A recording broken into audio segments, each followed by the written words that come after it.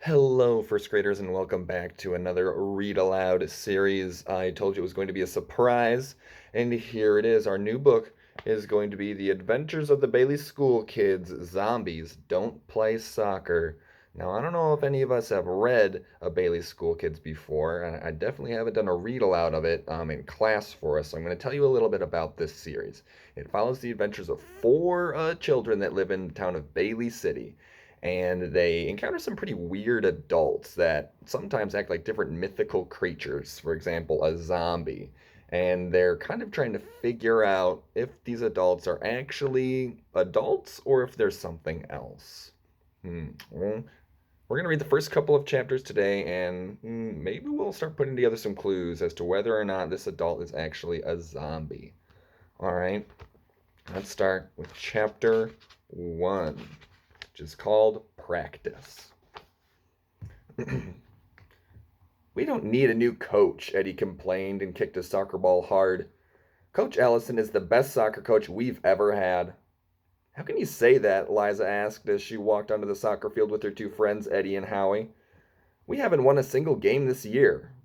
Eddie just likes Coach Ellison because he lets Eddie goof off, Howie told her. Eddie smiled and kicked his soccer ball again. Goofing off is what I do best, he said.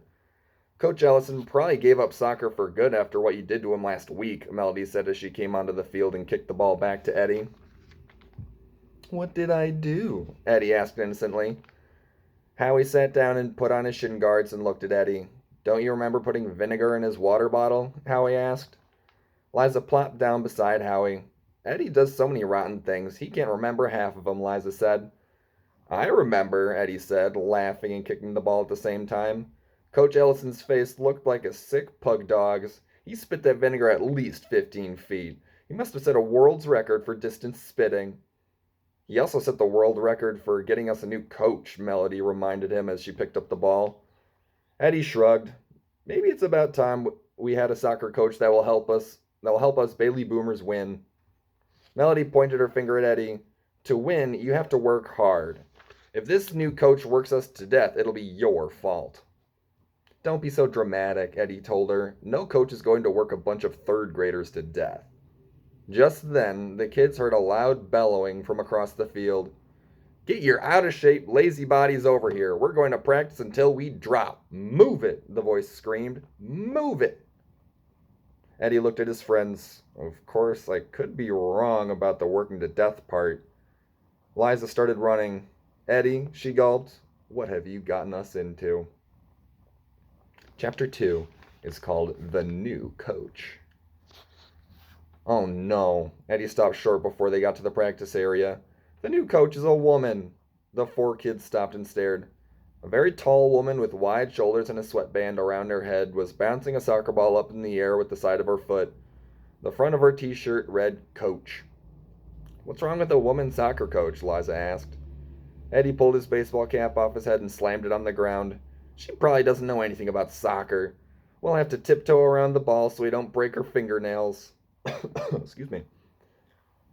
Melody threw the soccer ball right at Eddie's stomach. He barely had time to sidestep it. Girls can do anything boys can do, Melody said. And don't forget that I've made more goals than anybody on the team. Just because you're good doesn't mean. Before Eddie could complain any more, a big hand grabbed him by the shoulder. Eddie had to look way up to meet the eyes of their new soccer coach. She was tall, but she was really big but what was really big were her shoulders. Most professional football players didn't have shoulders that wide, even with their shoulder pads on. Hi, Eddie squeaked. Hi there, the new coach roared.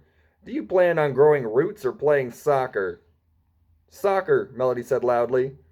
Then let's get practicing, the coach yelled. All the other kids in the soccer team cheered. Excuse me, Liza raised her hand and asked softly, are you the new coach? The huge lady pointed to the sweatshirt she was wearing. Liza nodded and sniffed like she was about to cry. Yes, Liza said, but I wondered what your name is. My name is Graves, the huge lady bellowed. That's Coach Graves to you.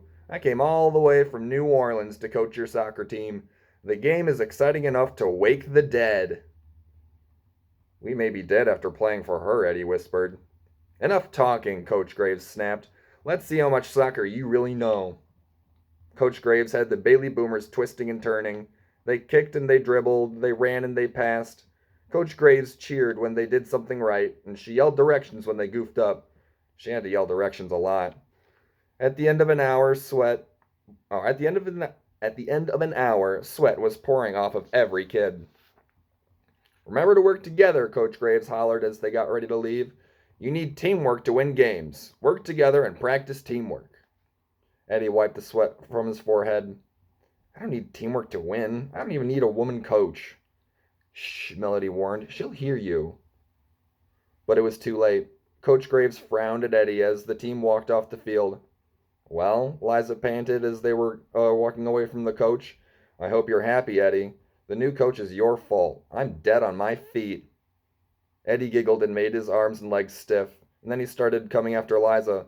I'm the walking dead. Melody took a drink of water. You shouldn't joke about dying, but Eddie was too busy chasing Liza to hear. Liza shrieked and raced across the empty field. And here is Eddie chasing Liza across the field. So now, tomorrow, we're going to start with Chapter 3, which is called The Winning Season. Really looking forward to it, and I hope we're enjoying our new book. All right, see you tomorrow.